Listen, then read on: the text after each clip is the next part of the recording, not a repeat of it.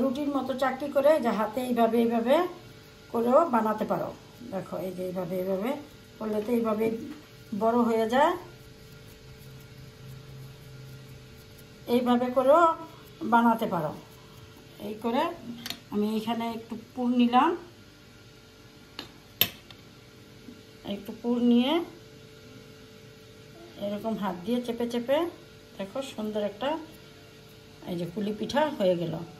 আর আমার পিঠাগুলো দেখো কি সুন্দর হয়ে গিয়েছে। এখন আমি একটা একটা করে পিঠা এখানে ছেড়ে দিব।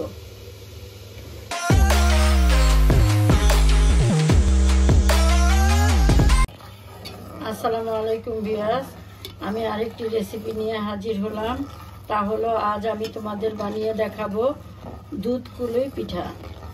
এখানে আমি প্রায় 2 কেজি দুধ আগের থেকেই জালে বসিয়ে দিয়েছি, অনেকখানি কমে এসেছে।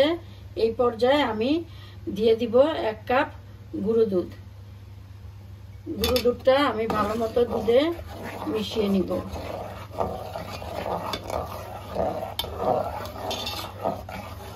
হ্যাঁ, মেশানো হয়ে গিয়েছে। আমার দুধটা এই চুলায় জাল পেতে থাকুক। আমি এই দিকে এই চুলায় 4 কাপ পানি বসিয়ে দিব।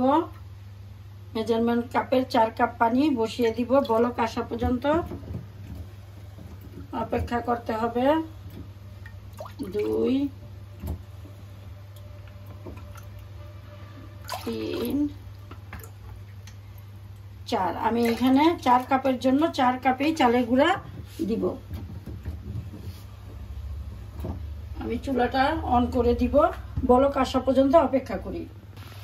আমার পানিটা বলক এসে পড়েছে। আমি 4 চামচের 1.5 চা চামচ লবণ দিয়ে দিলাম। আর দিয়ে দিব মেজারমেন্ট কাপের 4 কাপ চালের গুঁড়ো। এটা হলো নাজির শাহ চালের গুঁড়োটা। এখন আমি চুলাটা মিডিয়াম লো আঁচে রেখে এইভাবে মাঝখানে একটুখানি এইভাবে একটু একটু একটু সেদ্রি করে এইভাবে একটু ফাঁকা করে দিয়ে আমি রেখে দিব প্রায় 7 থেকে 8 মিনিটের মতো। ঠিক এইভাবেই রেখে দিব 7-8 মিনিট। 8 মিনিট পরে আমি ঢাকনাটা খুলে এই চালের গুঁড়িটা আমি নেড়ে দিব সুন্দর মতো। খেয়াল করতে হবে তোমরা ভুলেও কিন্তু এখানে ঠান্ডা পানি দিবে না। ঠান্ডা পানি দিলে কিন্তু ডোটা নষ্ট হয়ে যাবে আর গুঁড়িটা কাঁচা থেকে যাবে। এখন ভালো মতো নাড়বো।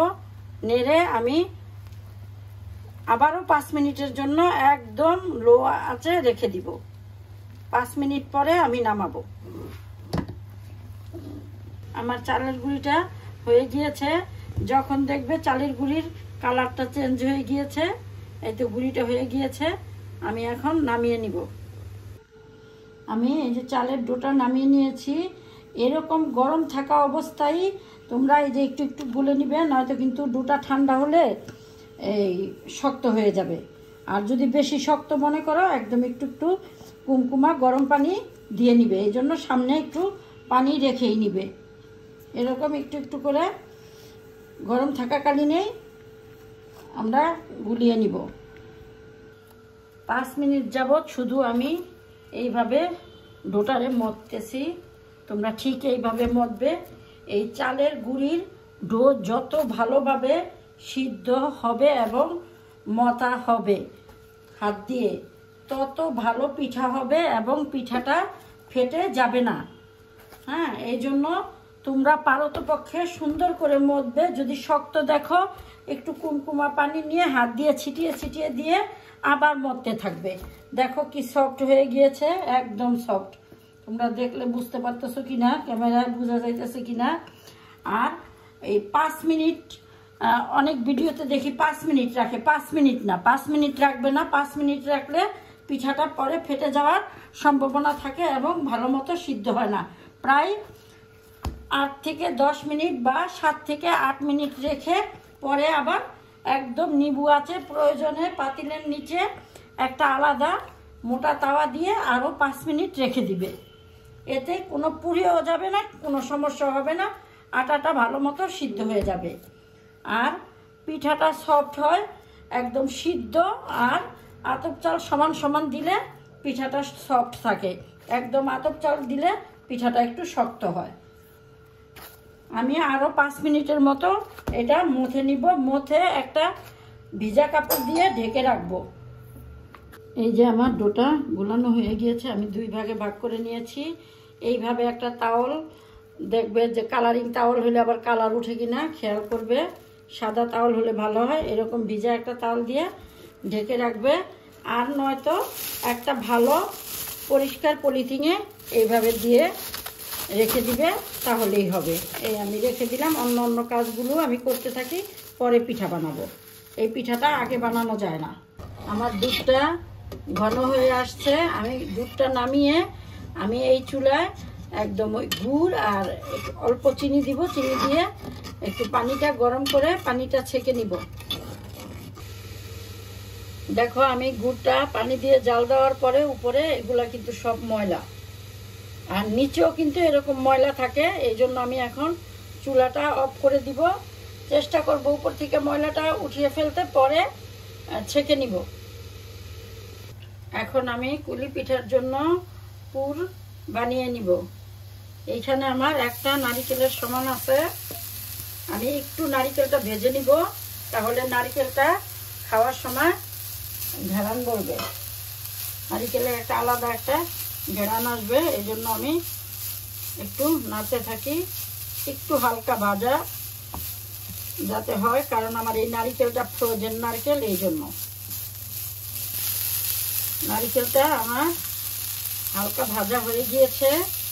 এখন আমি এই একটা দারচিনি এতটুক আর 2টা এলাচি দিয়ে দিলাম।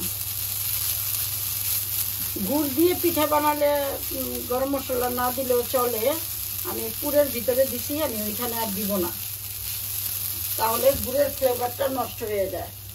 আর আমি এইটুকু গুড় নিয়ে নিয়েছি, লাগলে আমি একটু চিনি দিয়ে নিব। এখন গুড়টা গলবে, এই পর্যন্ত অপেক্ষা করি। নাড়তে থাকতে হবে, নয়তো গুড়টা পুড়ে যাবে এক সাইড দিয়ে।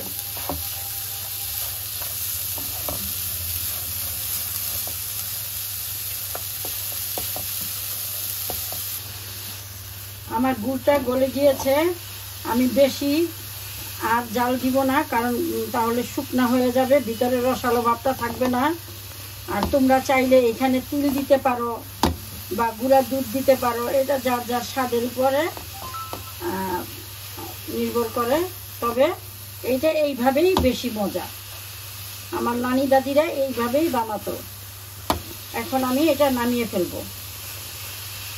এখন আমি কুলি পিঠা বানানোর জন্য রুটি বানিয়ে নিব।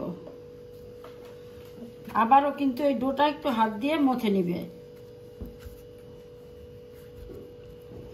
আর ভুলেও কিন্তু ময়দা দিবে না। চালের গুঁড়া দিয়েই এই যে আমরা যে চাক্কিটা বানাবো রুটি বানানোর জন্য, এটার ভিতরে চালের গুঁড়া দিয়ে বেলবে, আর নয়তো এইভাবেই বেলবে। কিন্তু ভুলেও দিবা না, ময়দা দিবা না, তাহলে পিঠাটার ভিতরে ময়দার একটা যে আলাদা ফ্লেভার থাকে, ওইটা বললে ভালো লাগবে না।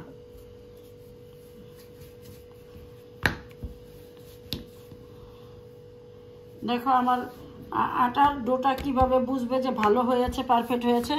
এই যে সাইড দিয়ে ফাটে নাই, আর ফাটলে ভাববে যে এটা ঠিক হয় না, তাহলে এই সাইড দিয়ে শুধু ফেটে যেত, বেলা যেত না। এই চাকটিটা, কুলি পিঠার চাকটিটা অনেকে হাতেও বানায়।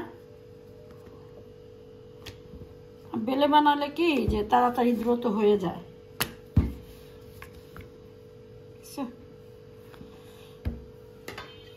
এরকম একটু মোটা দিলেই হইব, এরকম মোটা, বেশি পাতলা করতে যাবা না। আমার কুকি কাটারও নাই, আমার এইভাবে কিছু নাই, এই জন্য আমি এই মেজারমেন্ট কাপটাই নিয়ে নিয়েছি।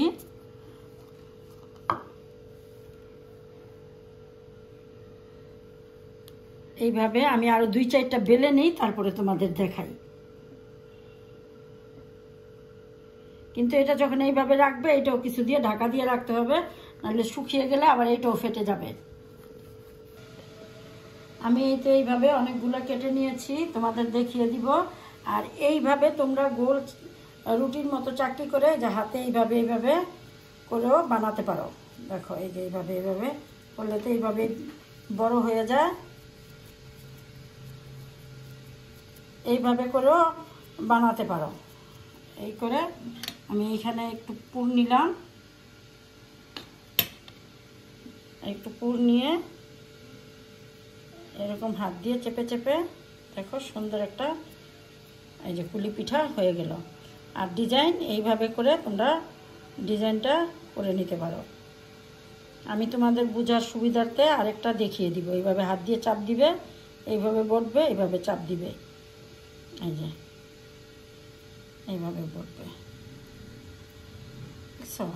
এই তো সুন্দর। তারপরে আমি আরেকটা তোমাদের দেখিয়ে দিই।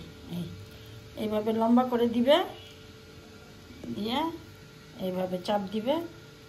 কোনো পানি কোনো কিছুই দেওয়া লাগবে না, এইভাবেই এগুলা লেগে যাবে। তারপরে এই যাবে, এই যে তোমাদের বোঝার সুবিধার্থে আমি আরেকটা দেখিয়ে দিলাম। এইভাবে করে আমি সবগুলো পিঠা বানিয়ে তারপরে তোমাদের দেখাবো রসে কিভাবে ভিজাবো। রসের হাঁড়িটা তো আমি আগেই চুলায় বসিয়ে রেখেছি, জাল পেতে থাকবে। এই যে দেখেছো কত সুন্দর। আমি সবগুলো পিঠা এইভাবে বানিয়ে নিই। আমার গুড়ের পানিটা অনেকক্ষণ জাল দেওয়া হয়ে গিয়েছে, আর আমার পিঠাগুলো দেখো কি সুন্দর হয়ে গিয়েছে। এখন আমি একটা একটা করে পিঠা এখানে ছেড়ে দিব। এই পর্যায়ে চুলাটা বাড়ানো থাকবে, চুলাটা কিন্তু কমানো থাকবে না। এই পর্যায়ে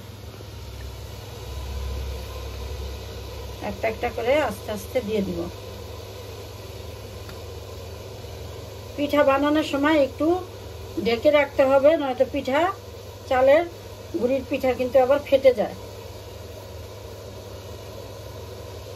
বেশিক্ষণ হয়ে গেলে উপরে শুষ্ক হয়ে যায়, তারপরে পিঠাটা ফেটে যায়।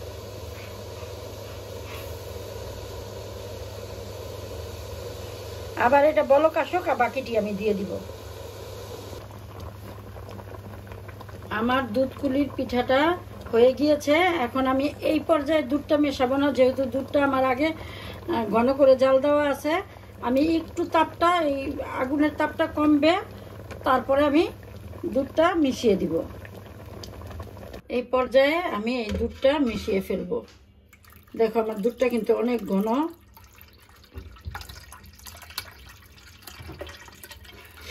পুরোটা দুধ আমি দিলাম না, একটু দুধ আমি রেখে দিব। আর হাত দিয়ে ঠিক চামচ দিয়ে, এই সময় চামচ দিয়ে লাগবে না। এই তো এখন আমরা এটা এইভাবেই সার্ভ করব। এখন নামিয়ে তোমাদের দেখাইতেছি। আমার দুধকুলি পিঠাটা বানানো হয়ে গিয়েছে। তোমরা ঠিক আমার রেসিপিটা ফলো করে এইভাবে দুধকুলি পিঠা বানিয়ে খেয়ে দেখো, ভালো লাগবে। আর ভালো লাগলে আমাকে লাইকস, কমেন্টস এবং সাবস্ক্রাইব করে আমার পাশে থেকো। আল্লাহ হাফেজ।